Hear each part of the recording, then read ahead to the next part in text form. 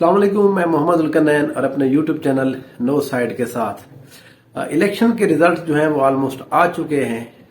बहुत सारे ऐसे रिजल्ट्स थे जो मैंने पहले ही प्रेडिक्शन उसकी दी थी, जो मुझे बहुत अरसे से पिछले 1.5 से 2 माह में जो मैंने चीज़ें कही हैं, जो लोग मुझे सुन रहे थे, मैं उसके हवाले से कोई भी अगर बंदा जिसको लगे कि हमने कहीं पर एनालिसिस अपना गलत किया है या हमारा गलत हुआ है तो उसको मैं एक्सेप्ट भी करूंगा और फिर हम देखेंगे कि वहां पर आखिर क्यों हमारा एनालिसिस गलत हुआ।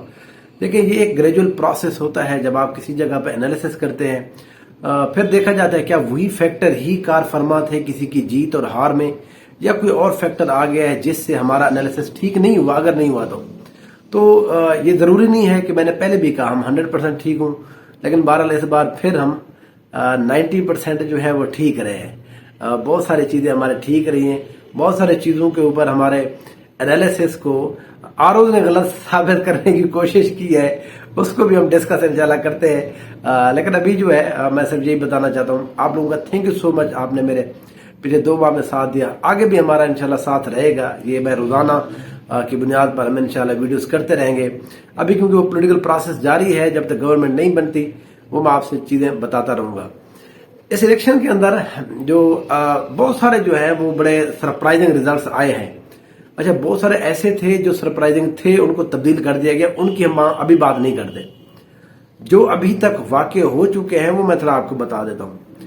देखिए, पहला जो सबसे इंटरेस्टिंग और सबसे बड़ा इम्पैक्ट है वो ये है फैसलाबाद डिवीजन, फैसलाबाद डिस्ट्रिक्ट।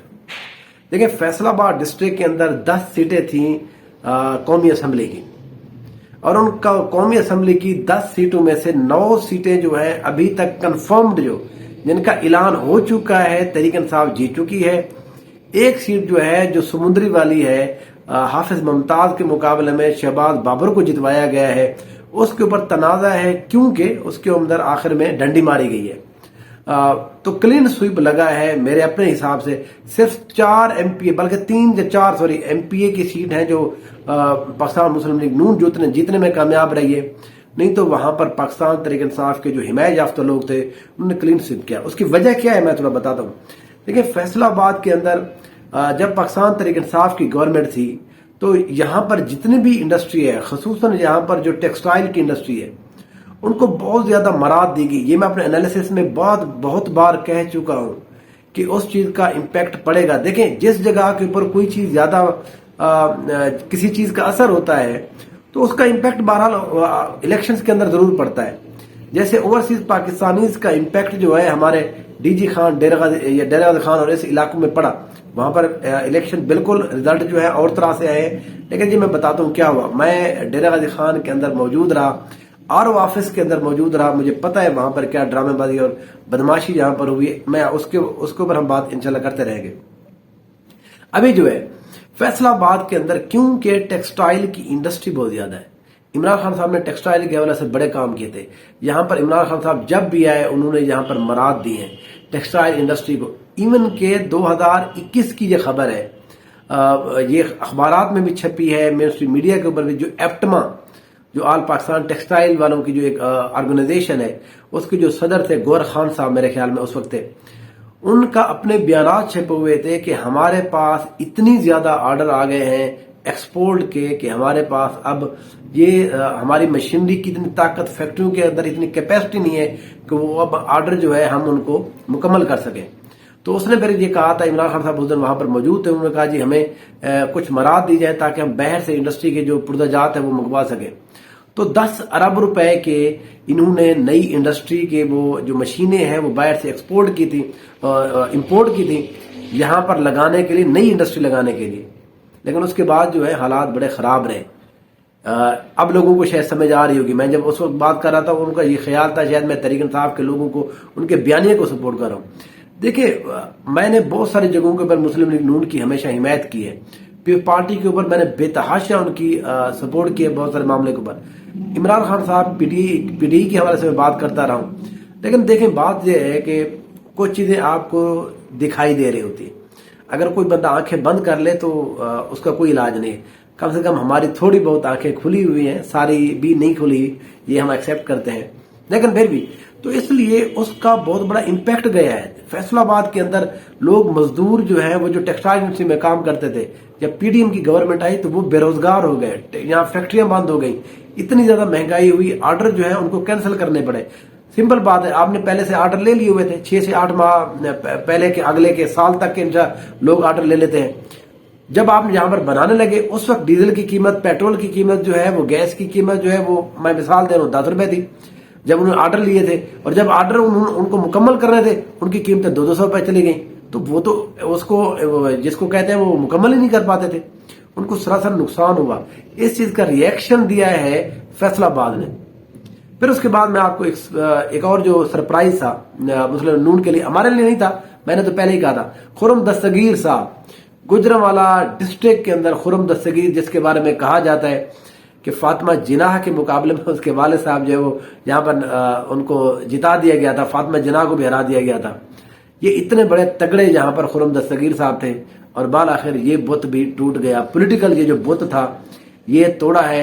اور سب سے انٹرسٹنگ بات یہ ہے کہ ایک میرا اپنا یہ خیال ہے کہ سب سے ینگسٹ پارلیمنٹیرین ہوں گے جناب آر ایف یا مبین سوری اگر میں نام میں آگے پیچھے کر رہا ہوں، جٹ صاحب. اس نے ہرایا ہے جناب خرم دستگیر صاحب کو. میں نے 2-3 ویڈیو کے اندر بتایا ہے کہ خرم دستگیر کو اس دفعہ پرابلم کا سامنا ہے. پچھلی دفعہ ان کے مقابلے میں جو ماہر صاحب تھے ان کو انہوں نے زبردستی بٹھا دیا، وہ تگڑے آدمی تھے. پچھلی دفعہ اس نے مقابلہ کیا، بہت زیادہ فرق سے ہار گئے، لیکن اس نے پچھلی دفعہ 80,000 کے قریب ووٹ لیے تھے.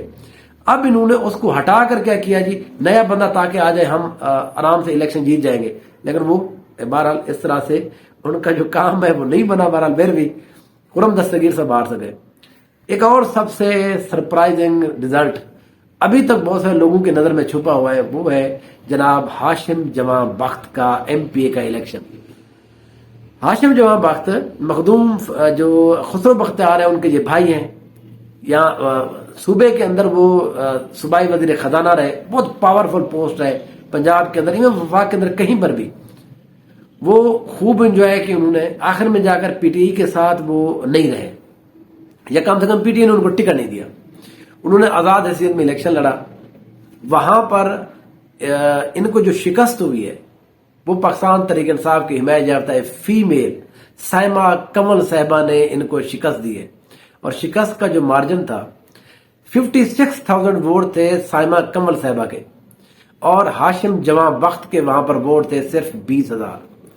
36,000 ووٹ سے ایک ایسے بندے کو شکست ملنا جو رحیم یار خان کی سیاست میں مخدوم احمد محمود صاحب جتنی بڑے بھی سیاست دان ہیں، وہ یہاں مخدوم ہاشم جمع بخت، مخدوم خسرو بختیار کو کبھی نہیں ہرا پائے. لیکن یہاں پر کیا ہوا، ان کو ہرایا گیا. یہاں پر ان کو کس نے ہرایا؟ پاکستان تحریک انصاف کی ایک فیمیل نے ہرایا. تو یہ بہت بڑا ایک نیوز ہے، بہت بڑی خبر تھی خود میرے لیے بھی. میں نہیں سمجھ رہا تھا کہ ہاشم جمع بخت MNA کے اوپر مجھے یقین تھا یہ ہار جائیں گے یہ گروپ پورا، لیکن یہ MPA کے اوپر ہار جائیں گے یہ بار مجھے نہیں پتا تھا. یہ سائمہ کمل صاحبہ جو ہے یہ PP 260 سے یہ الیکشن جیتی ہے پنجاب کے اندر. اس کے علاوہ بہت سارے ایسے ریزلٹس ہیں جہاں پر ہم نے بہت جس کو پرفیکٹ جس کو کہتے ہیں کہ ہمارا انالیسس تھا. آپ لیے کے اندر بات کریں، میں نے ہمیشہ کہا. پھر اس کے بعد مظفر گڑھ کی میں نے ہمیشہ کہا، کوٹدو کی بات کی وہ میں نے ہمیشہ کہا. DG خان زرتاج گل کے حوالے سے دیکھیں، زرتاج گل کو میں نے پہلے بھی کہا ان کو اگر کمپین کے لیے دن مل جاتے تو وہ وننگ تھی، لیکن انہوں نے آخری 3-4 دن پھر بھی آ کر انہوں نے بالکل پاسا پلٹ دیا. شہر کی سیٹ کے اوپر 94,000 ووٹ لیے زرتاج گل وزیر نے، اور اس کے مقابلے میں پاکستان پیپلز پارٹی کے جناب دوست محمد کھوسا صرف 26,000 ووٹ لے سکے. تو یہ جو 68,000 ووٹ کا جو فرق ہے، میرے خیال نہیں سوری اب ان کو دوبارہ سے وہ چیزیں کر کے تقریباً 53,000 کا وہ فرق جا کر بنا ہے. تو بہرحال 50,000+ سے شکست جو ہے زرتاج گل وزیر کا صرف آخری 5 دن میں الیکشن میں ہونا، یہ بہت بڑا امپیکٹ تھا. شہر کے لوگوں نے جی دھڑا دھڑ ووٹ ڈالے. میں اس دن یہاں پر موجود تھا، مختلف پولنگ اسٹیشن کو لگا 25 سے 30 پولنگ اسٹیشن میں نے وزٹ کیے. لوگوں کی اتنی بڑی تعداد تھی، اور سب سے اہم بات یہ تھا زرتاج گل وزیر نے کوئی یہاں پر کنوینس نہیں دی، کوئی بینر نہیں تھا، کوئی کیمپ نہیں تھے. یہاں پر صرف اور صرف بندے جو ہے نا وہ ایسے آ کے بیٹھ گئے، ان کے ہاتھ میں لسٹیں تھی اور وہ یہاں کھڑے ہو کے بنانا ہے، کیونکہ وہ موبائل کی سہولت ختم ہو گئی تھی. पहले उनका शायद ख्याल था कि जो मोबाइल वाली सहूलत रहेगी वो खत्म होगी 8300 वाली, तो उसके बाद जो जिस तरह का इम्पैक्ट बड़ा है वो बहरहाल बड़ा शानदार था। ख्वाजा शिराज महमूद तौसा शरीफ वाली सीट, वो मैं हमेशा से कहता रहा हूँ कि अमजद फरूक खोसा हार जाएंगे। अमजद फरूक खोसा ने बहुत बड़ी सियासी गलती की है और बार यही हुआ। तो अब भी बहुत सारे ऐसे हलके हैं जहां पर हमारी जो प्रेडिक्शन है वो सही हुई। आप मुझे बता सकते हैं कि कहां पर हमारी गलत हुई, क्योंकि मुझे वीडियो बनाते हुए शायद ज्यादा याद ना रहा हो। मुझे तो लगता है कि मैंने सारी ठीक की है। जहां पर आपको लगे कि हमारा एनालिसिस आगे पीछे हुआ, वो प्लीज मुझे अपने कमेंट में बताएं ताकि हम उसको एनालाइज कर सकें, ताकि वो गलतियां हमसे दोबारा ना हो। क्या हमने कोई चीज मिस कर दी है? अगर मिस की है तो वो मैं एक्सेप्ट करूंगा। जहां पर हमारी गलती हुई वो इंशाल्लाह हम मानेंगे। इसी तरह से हमारा साथ रहेगा, हमारे साथ रहिए, फिर इंशाल्लाह बात होगी। डिवीजन वाइज हम इंशाल्लाह आज रात से चीजें जो है वो करेंगे दोबारा से कि कौन कौन से डिवीजन के अंदर क्या क्या कहाँ का मामला हुआ, कहाँ पर पोजीशन जो है वो हमारी जो इधर उधर हुई। और सबसे अहम बात कि आखिर रावलपिंडी के अंदर क्या हुआ। रावलपिंडी डिवीजन पाकिस्तान तहरीक इंसाफ क्यों हराई गई? हारी नहीं गई, हराई गई। तो वो जो हराई गई है रावलपिंडी डिवीजन के अंदर, ये मैं एक अपने अगली वीडियो के अंदर आपको बताता हूँ। वो सबसे अहम फैक्टर है। वो फैक्टर जब आपके जहन में चला जाएगा तब आपको ये पूरी बात समझ आएगी कि रावलपिंडी में असल में हुआ क्या है। मेरे साथ रहिए। Thank you so much.